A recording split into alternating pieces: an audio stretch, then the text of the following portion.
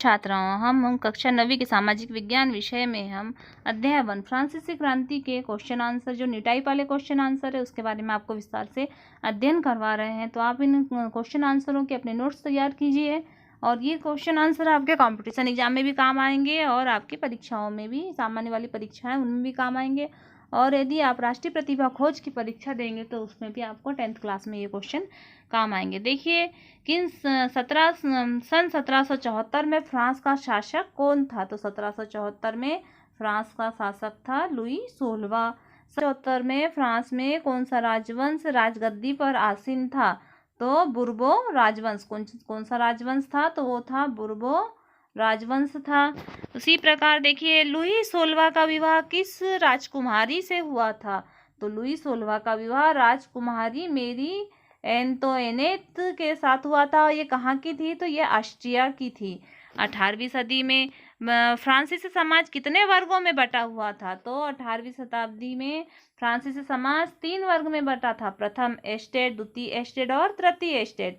प्रथम एस्टेट में पादरी वर्ग आता था, द्वितीय एस्टेट में कुलीन वर्ग आता था और तृतीय एस्टेट में बड़े व्यापारी और अदालती कर्मचारी, वकील, किसान और कारीगर और छोटे किसान और भूमिहीन मजदूर और नौकर आया करते थे।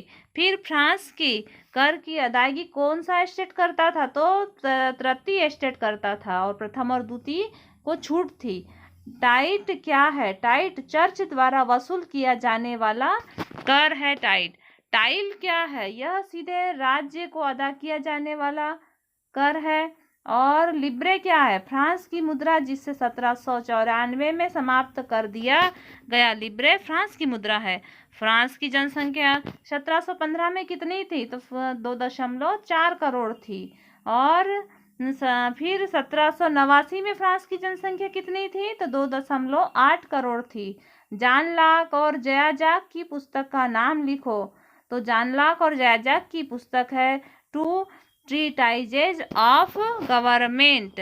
मॉन्टेग्यू की रचना का नाम लिखिए। तो मॉन्टेग्यू की रचना है the spirit of the laws. सरकार के अंदर विधायिका, कार्यपालिका और न्यायपालिका के बीच सत्ता विभाजन की बात किस पुस्तक में कही गई है? तो the spirit of the laws में कही गई है। फिर 1789 में फ्रांस के किस नगर में आतंक प्रारंभ हुआ? तो पेरिस नगर में आतंक प्रारंभ हुआ। और कौन सा किला ध्वस्त किया गया था? तो बास्तिल का किला। फ्रांसीसी क्रांति का प्रारंभ कब हुआ? तो फ्रांसीसी क्रांति का प्रारंभ 14 जुलाई 1789 को हुआ। उस समय शासक कौन थे? तो लुई 16वां शासक थे। फ्रांसीसी क्रांति के आरंभ के दिन में किस किले का ध्वस्त किया गया? तो बास्तिल के किले का ध्वस्त किया गया। रूसो की पुस्तक का नाम है द सोशल कॉन्ट्रैक्ट। रूसो की पुस्तक है the social contract. The social contract नामक पुस्तक में रूसो ने क्या प्रस्तुत किया है?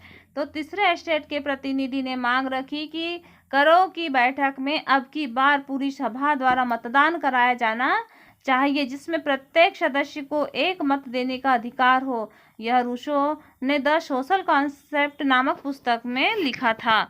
उसी प्रकार से हम देखते हैं कि बास्तिल पर धावा बोलकर उसे नेस्तनाबूद कब किया गया? तो 14 जुलाई 1789 को किया गया। तीसरे एस्टेट के प्रतिनिधि 20 जून को किस स्थान से जमा हुए थे? तो इंडोर टेनिस कोर्ट में। कहाँ जमा हुए थे? तो इंडोर टेनिस कोर्ट में जमा हुए थे। नेशनल असेंबली का नेतृत्व किसने किया था? तो नेशनल असेंबली का नेतृत्व मिराबो और आम्बेसिए ने किया था। मिराबो और आम्बे किस किस परिवार से थे?